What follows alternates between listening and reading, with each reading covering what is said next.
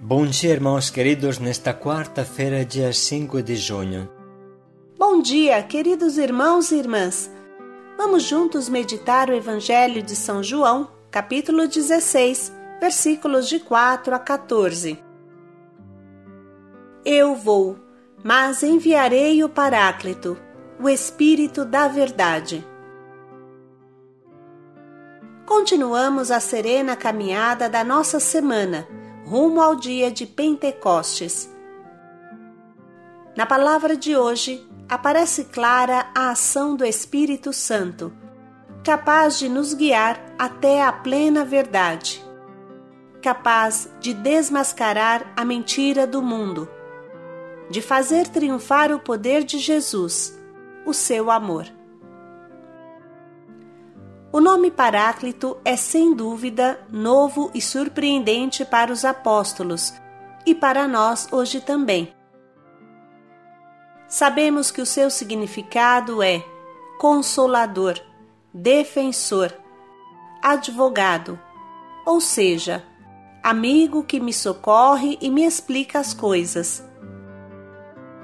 Não há dúvida que o dia de Pentecostes inaugure o tempo do Espírito Santo, que é hoje o motor da minha santificação pessoal e da Igreja inteira. O Senhor esteja convosco. Ele está no meio de nós. Proclamação do Evangelho de Jesus Cristo segundo São João. Glória a vós, Senhor. Naquele tempo, Jesus disse: Eu vos falei assim, para que vos recordeis do que eu disse quando chegar a hora. Eu não vos disse isso desde o começo, porque eu estava convosco. Agora eu vou para aquele que me enviou, e nenhum de vós me pergunta para onde vais. Mas porque vos falei assim, os vossos corações se encheram de tristeza. No entanto, eu vos digo a verdade, é bom para vós que eu vá. Se eu não for, o defensor não virá a vós, mas se eu for, o enviarei a vós. Quando ele vier, acusará o mundo em relação ao pecado, à justiça e ao julgamento.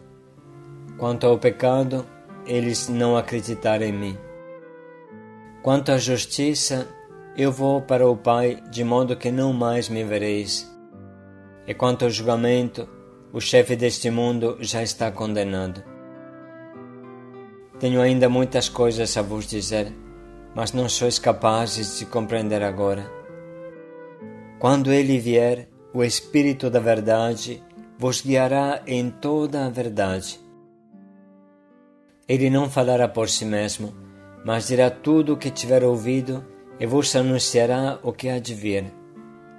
Ele me glorificará, porque receberá do que é meu e vou-lo anunciará. Palavra da salvação. Glória a vós, Senhor.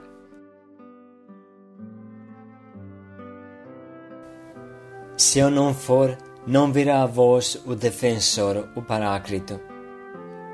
Eu pedirei ao Pai, e ele vos dará um outro defensor, que ficará para sempre convosco, o Espírito da Verdade, que o mundo não é capaz de receber, porque não o vê nem o conhece.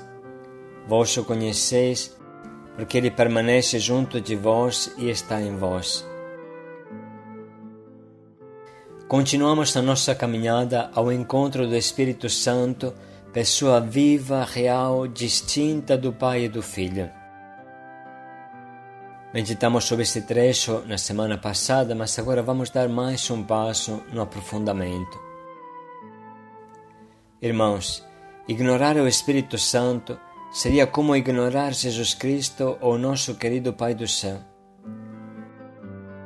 Não podemos reduzir o Espírito Santo a um efeito especial e nem a uma força benéfica. Ele é realmente uma pessoa que espera, que deseja conversar conosco, agir junto de nós. Bom que ele seja conhecido pelo seu imenso e agradável trabalho de consolador, defensor, mestre, mas não podemos reduzi-lo à sua ação. Se ele tem uma ação, um efeito, ele deve ser uma pessoa que dá origem a este efeito. Portanto, vamos descobrir quem é este alguém, este Espírito da verdade que está sempre junto de nós e até está dentro de nós. Os apóstolos levaram muito a sério as palavras de Jesus e entenderam que se tratava de uma pessoa viva. Uma pessoa que não estava presente enquanto Jesus estava fisicamente com eles.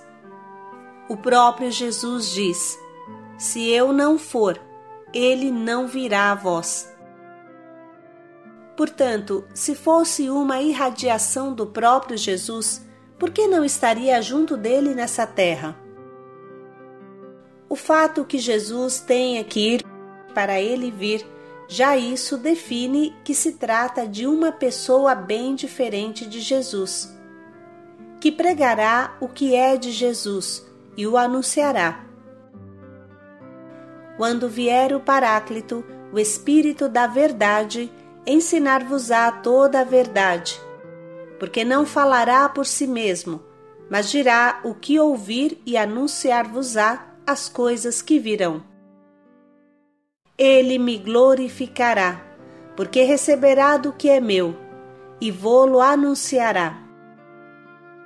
Ele é uma pessoa que está em comunhão com Jesus, que poderia até falar o que ele quiser, mas não. Ele pegará o que é de Jesus, e não dele, e nos explicará a verdade completa. Trata-se de uma pessoa que conhece muito bem Jesus e a sua natureza.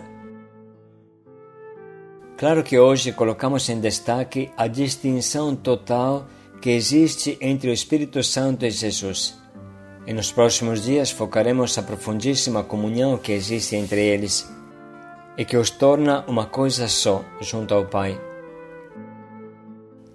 Não fiquemos surpresos e nem duvidosos. Em Deus, uma coisa não exclui a outra. A distinção não exclui a comunhão. Muito pelo contrário, é a base da comunhão. Mas vamos em frente. Aparece claro, pelo comportamento dos apóstolos, que eles experimentavam o Espírito Santo como que um outro Jesus ao lado deles, sem com isso se sentir abandonados por Jesus. Mas a presença de Jesus era diferente da presença do Espírito Santo. Veja, por exemplo, o que está escrito na carta conclusiva do primeiro concílio de Jerusalém, que resolvia a difícil questão dos pagãos convertidos.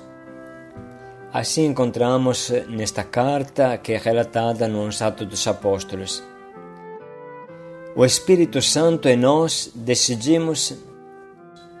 Interessante que São Pedro e os Apóstolos não falam Jesus e nós decidimos, mas o Espírito Santo e nós. Esta era a experiência constante que eles viviam, sem com isso eliminar Jesus de sua vida. Tem vários outros trechos que mostram o Espírito Santo como uma pessoa.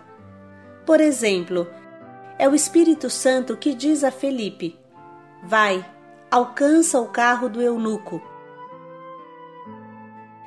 Em Atos 8:29, é o próprio Espírito Santo que age, no término da evangelização e do batismo.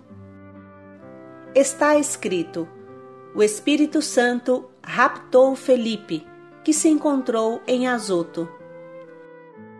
É claro, irmãos, que o Espírito Santo age até fisicamente, provocando algo que está fora das leis físicas humanas. Na visão que Pedro teve em Jope e que lhe abriu a cabeça quanto à evangelização dos pagãos, se diz claramente: Pedro estava ainda refletindo sobre a visão, mas o Espírito lhe disse: estão aqui 3 homens que te procuram. Levanta-te, desce e vai com eles, sem hesitar, pois fui eu que os mandei. O Espírito Santo trabalha como uma pessoa autônoma junto aos apóstolos. Isso é maravilhoso. Este Espírito Santo monta o esquema, fala com os pagãos, fala com Pedro, organiza um encontro em Jope, como sabemos. Irmãos, isso é muito iluminante também para os nossos dias. Se analisamos São Paulo, não é diferente. Está escrito em Atos 16. Paulo e Timóteo atravessaram a Frígia e a região da Galácia, pois o Espírito Santo os havia impedido de proclamar a palavra na Ásia. Chegando perto da Mísia, tentaram entrar na Bitínia, mas o Espírito de Jesus os impediu. Então atravessaram a Mísia e desceram para Troade.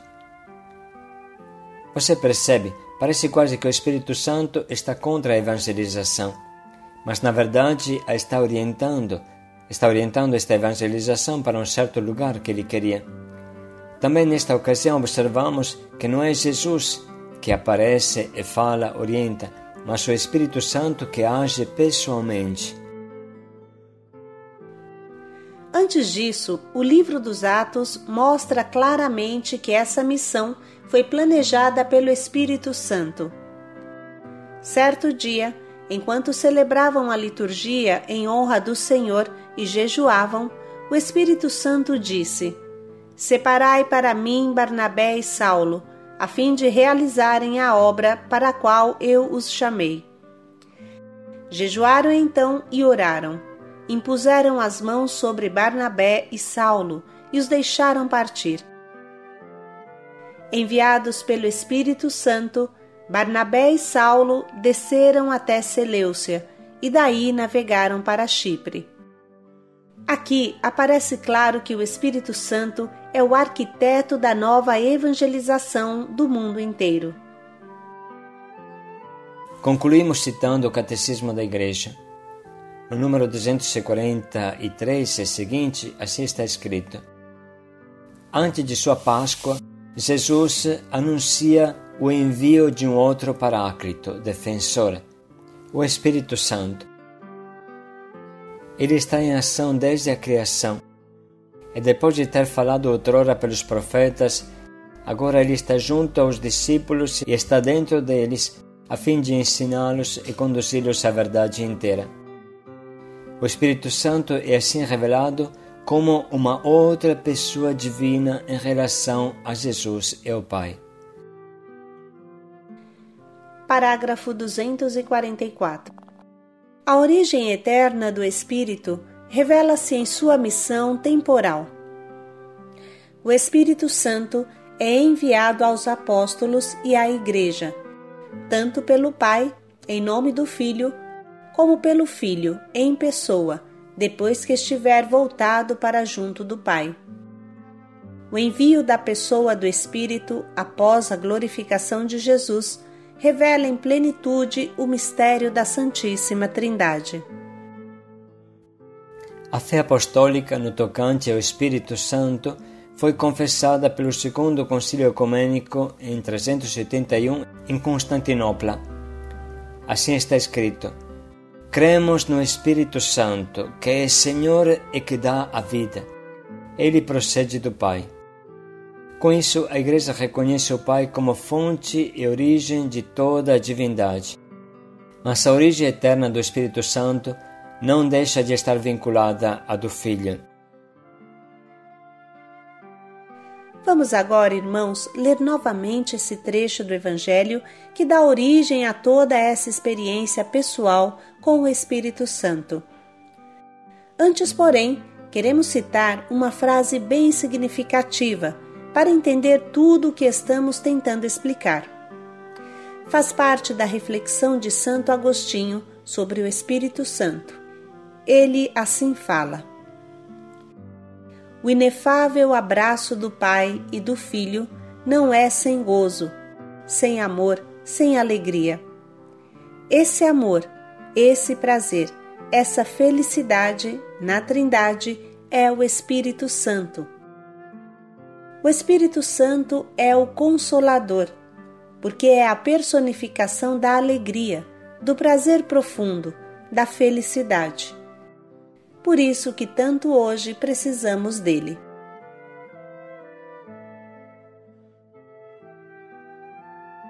Naquele tempo, Jesus disse: Eu vos falei assim, para que vos recordeis do que eu disse quando chegar a hora. Eu não vos disse isso desde o começo, porque eu estava convosco. Agora eu vou para aquele que me enviou, e nenhum de vós me pergunta para onde vais. Mas porque vos falei assim, os vossos corações se encheram de tristeza. No entanto, eu vos digo a verdade, é bom para vós que eu vá.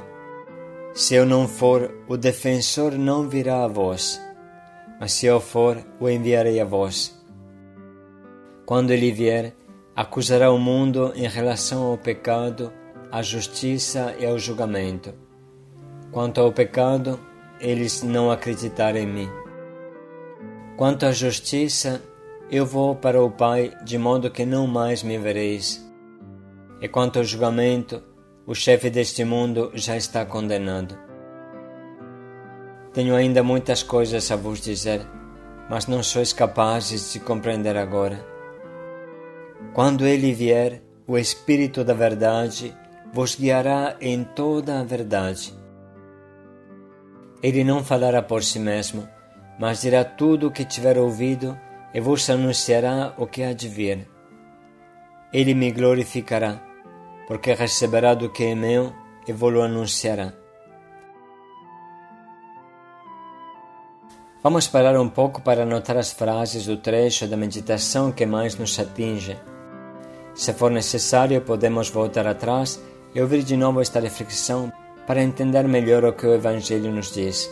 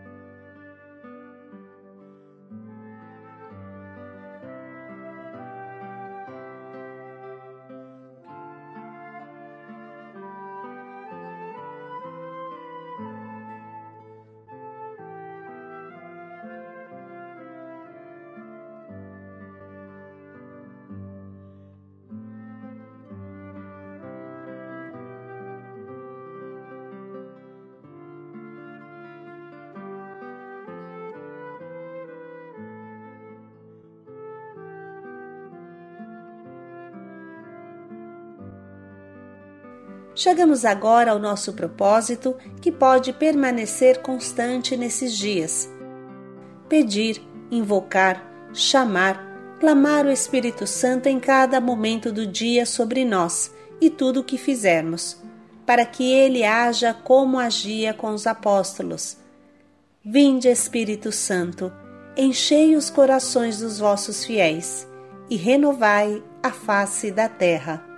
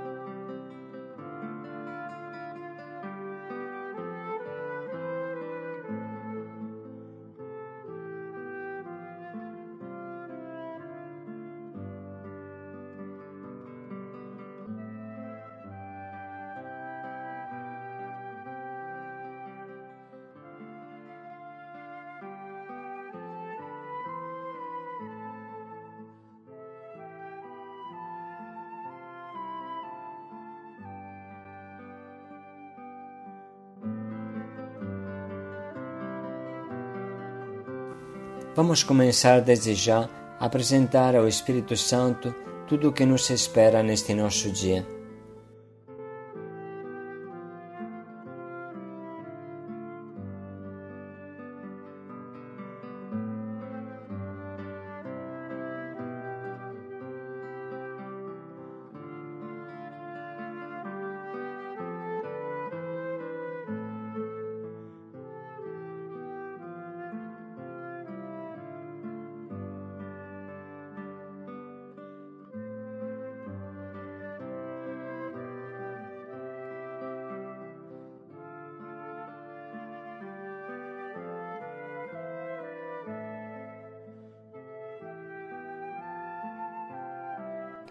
O Pai vos enviará um outro defensor.